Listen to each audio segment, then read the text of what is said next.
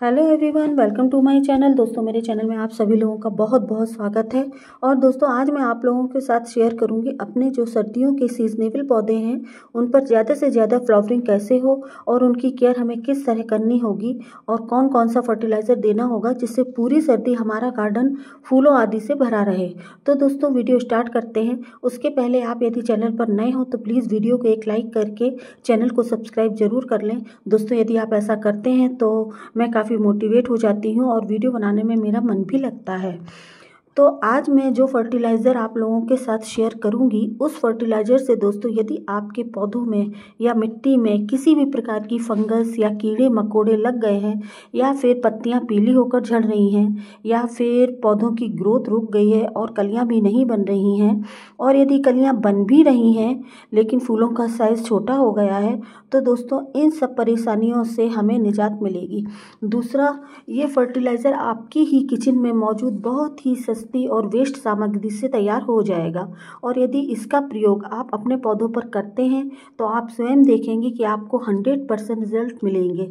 दोस्तों, इस फर्टिलाइज़र का प्रयोग आप अपने सभी तरह के पौधों पर कर सकते हैं, चाहे वो किसी भी तरह फूल हों, फल हों, और सारे सीजनेबल पौधे पर तो कर ही सकते हैं। साथ ही साथ अपने सभी शो प्लांट और साग सब्जियों पर भी इस फर्टिलाइज़र का इस्तेमाल आप आराम से कर सकते हैं। आपको बहुत अच्छे रिजल्ट देखने को मिलेंगे। और दोस्तों, जो सर्दी में हमारे पौधों की ग्रोथ रुक जाती है, पत्तियां सिकुड़ जाती हैं और नर्सरी से लाए हुए पौधों की ग्रोथ भी रुक जाती है और उनमें काले सफ़ेद छोटे छोटे जो कीड़े कलियों पर लग जाते हैं जिससे फूल खिलने से पहले ही कलियां ख़राब हो जाती हैं, तो दोस्तों गारंटी के साथ बता रही हूँ, एक बार इस फर्टिलाइज़र का इस्तेमाल करके आप ज़रूर देखें, रिज़ल्ट आपके सामने ही होंगे। इसलिए प्लीज़ आप लोग इस वाले फर्टिलाइज़र का एक बार इस्तेमाल मेरे कहने पर ज़रूर करके देखें। अब दोस्तों, फर्टिलाइज़र के साथ साथ कुछ ज़रूरी टिप्स भी हैं जिनको करना भी बहुत ज़रूरी है। तो सबसे पहले आपको इस टाइम पर अपने सभी फूलों वाले पौधों को ऐसी जगह पर रखना होगा जहाँ पर पूरे दिन की धूप आती हो। सेमी शेड वाले एरिया में पौधों को नहीं रखना है, क्योंकि ये फूलों वाले अधिकांश हमारे पौधे सर्दियों में कीड़े मकोड़े और कई रोगों की चपेट में आ जाते हैं। तो फुल सनलाइट से पौधों को काफ़ी एनर्जी मिलती है और पौधों की ग्रोथ भी अच्छी होती है। दूसरा दोस्तों, आपको 10-15 दिन में एक बार अपने गमलों की मिट्टी की गुड़ाई भी ज़रूर करनी होगी। इससे जड़ों में ऑक्सीजन लेवल बना रहेगा और मिट्टी में एयरेशन भी अच्छा होगा। दूसरा, हम जब मिट्टी की गुड़ाई करते हैं तो ये भी पता चल जाता है कि कहीं मिट्टी में किसी प्रकार की फंगस वगैरह तो नहीं लग रही है। और दोस्तों, कभी कभी रूट बॉन्ड की भी समस्या हो जाती है, तो समय रहते हमें इस बात का भी पता चल जाएगा और हम अपने पौधों को दोबारा रिपोर्ट भी कर लेंगे। तो दोस्तों, आप लोगों को मिट्टी की गुड़ाई का भी विशेष ध्यान रखना होगा। अब अगला काम हमें क्या करना है, जो सर्दियों में अभी हम जब भी अपने पौधों को पानी देते हैं तो पौधों के ऊपर से पानी ना दें, क्योंकि इस टाइम पर हमारे पौधों में कलियां बन रही होती हैं और कभी कभी तो फूल भी आ गए होते हैं। तो जो उनके ऊपर पॉलिनेशन वाले कण होते हैं वो पानी से धुलकर बह जाते हैं और हमारी कलियां और फूल खराब हो जाते हैं। दूसरा, मिट्टी में पानी जब ही दें जब गमलों की मिट्टी 1-2 इंच तक सूख चुकी हो। ज़्यादा पानी देने से मिट्टी ज़्यादा गीली रहने के कारण पौधों की जड़ें सड़ सकती हैं और मिट्टी में फंगस वगैरह और कई प्रकार के रोगों का डर भी हो जाता है। और दोस्तों, मिट्टी को धूप की ज़रूरत होती है, खास तौर पर सर्दियों में। तो इस बात का आपको विशेष ध्यान रखना होगा कि मिट्टी को सूखने पर ही पानी दें। अब दोस्तों, हम बात कर लेते हैं हमें अपने पौधों पर इस टाइम पर कौन कौन सा फर्टिलाइज़र देना होगा और जिससे हमारे पौधों की ग्रोथ अच्छी हो, फ्लावरिंग अच्छी हो, कलियां अच्छी बने। तो चलिए आपको बताती हूँ कि हमें इस टाइम पर अपने पौधों पर किस तरह का और कौन सा फर्टिलाइज़र देना है। तो आप देखिए, यह है यूज़ की हुई चाय की पत्ती, जो कि मैं सुखा के रख लेती हूँ और ये हमारे पौधों के लिए काफ़ी पावरफुल खाद है। तो आज हम इसी का इस्तेमाल करेंगे। और दोस्तों, इस सूखी हुई चाय की पत्ती में भले ही ये यूज़ की हुई है, लेकिन इसमें कई प्रकार के विटामिन और खनिज पदार्थ होते हैं, जैसे कि potassium, zinc, magnesium, phosphorus, calcium, iron, copper, vitamin C और विटामिन ई भरपूर मात्रा में पाए जाते हैं।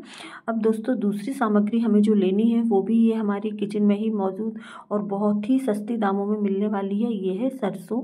जिसको हम राई भी कहते हैं, और ये हमारी किचन में खाने पीने में यूज़ की जाती है। और दोस्तों मैंने इसको पीस कर रख ली थी, और इसको काफ़ी धूप दिखाने के बाद इसको आप देख सकते हैं काफ़ी भुरभुरी हो चुकी है। इसमें जो ऑयल होता है वो पूरी तरह उड़ चुका है। और इसकी बजाय दोस्तों आप सरसों की खली भी ले सकते हैं। और इसका फर्टिलाइज़र तो सर्दियों में हमारे पौधों के लिए रामबाण होता है। एक तो दोस्तों इसकी तासीर जो है वो गर्म होती है, जो कि तेज़ सर्दियों में हमारे पौधों को काफ़ी हद तक ठंड से बचाती है। और इसमें भी कई प्रकार के पोषक तत्व पाए जाते हैं, जैसे नाइट्रोजन, फास्फोरस, पोटेशियम भरपूर मात्रा में पाए जाते हैं। और इसमें सल्फर, मैग्नीशियम और कैल्शियम जैसे अन्य सूक्ष्म पोषक तत्व भी होते हैं, जो कि हमारे पौधों के लिए ज़रूरी होते हैं। और दोस्तों इसको हमें देना कैसे है, पहले तो इसको हम एक सॉलिड खाद के रूप में कैसे देना है तो वही आपको दिखाऊंगी। तो हमें ये आधी चम्मच ये ले लेना है सरसों मीन्स राई, और इसको चारों तरफ से डालना है। बस तने से दूर रखना है इसको, तने के बिल्कुल नज़दीक से नहीं डालना है। और इस तरह से हम इसको चारों तरफ से डाल देंगे। और आधी चम्मच इसमें लेंगे हम ये सूखी हुई चाय की पत्ती, जो कि हमारा ये 10 से 12 इंची के बीच का ये गमला है, तो इतने के लिए ये काफ़ी सफिशियंट है। और हम मिट्टी को इसको आपस में ऊपर नीचे कर देंगे इसको। तो इस तरह से हमें ये सॉलिड खाद देनी है। दोस्तों इसी की हमें देना है अब लिक्विड खाद, जो कि मैं वो भी आपको दिखाती हूँ। हमें कुछ नहीं करना है, 1 चम्मच लेनी है ये सूखी चाय की पत्ती, और 1 चम्मच लेना है ये सरसों, मतलब वही राई। आप इसकी वजह सरसों की खली भी ले सकते हैं। और इसको अब हमें लेने के बाद पूरी रात के लिए पानी में गला कर रख देना है। और इसको इस तरह से कहीं भी धूप में, छाई में, आप कहीं भी इसको रख सकते हैं। और फिर हम इसको दूसरे दिन देंगे। लेकिन दोस्तों मैंने ऑलरेडी अपनी ये खाद जो देनी थी तो पहले से ही बना के रखी हुई थी, जो कि मैं आपको दिखाती हूँ। ये देखिए मैंने इसको कल इसी टाइम पर गला कर रख दी थी, ये चाय की पत्ती और ये सरसों। और ये पूरी तरह से अब देने लायक मेरा फर्टिलाइज़र तैयार हो चुका है।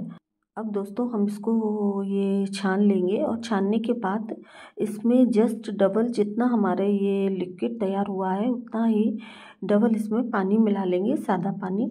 लेकिन एक बात और दोस्तों, यदि आप इसको फर्मेट करके दे रहे हैं इसको 4-5 दिन, क्योंकि अभी सर्दी का समय है, फर्मेट होने में थोड़ा टाइम लग जाता है, तो इसको आप 5-6 दिन के लिए गला कर रख सकते हैं। और उसके बाद अगर आप इसको देंगे इस फर्टिलाइज़र को, तो आप उसमें पानी की जो मात्रा रखेंगे वो 1/4 के हिसाब से रखेंगे। जैसे 1 लीटर आपका ये फर्टिलाइज़र है तो उसमें आप 4 लीटर पानी मिलाएंगे, सादा पानी। क्योंकि मैंने सिर्फ ये ओवरनाइट के लिए रखा हुआ था, तो मैं इसमें पानी की मात्रा जस्ट डबल ही रखूँगी, कि जितना मेरा ये लिक्विड है उतना ही मैं इसमें सादा पानी डाइल्यूट करूँगी। और हमें अपने ये सभी प्लांटरों में दे देना है। और दोस्तों ये अगर थोड़ा कम ज़्यादा भी हो जाता है इसकी मात्रा तो कोई दिक्कत वाली बात नहीं है, क्योंकि ये प्योर ऑर्गेनिक है और हमारे पौधों को इससे कोई नुकसान नहीं होगा। तो इस तरह से आप लोग मैंने जो बातें आप लोगों को पहले वीडियो में बताई हैं उनको फॉलो करके आप इस तरह से अपने पौधों की केयर करेंगे तो आपको भी पूरी सर्दी अच्छी फ्लावरिंग मिलेगी और पौधों की ग्रोथ भी अच्छी होगी। और मैं अभी इस टाइम पर इस वाले प्लांटर में नहीं दूंगी, क्योंकि मैंने उसमें सॉलिड खाद दे दी है। तो आप लोग भी अपने गार्डन की शोभा बढ़ाइए और अच्छे फूल फल पाइए। तो ज़रा भी आप लोगों को मेरा ये वीडियो पसंद आया हो और ज़रा भी आप लोगों के लिए यूज़फुल हो तो प्लीज़ मेरे चैनल को भी सब्सक्राइब करें, मुझे लाइक करें, कमेंट करें, शेयर करें। Thank you.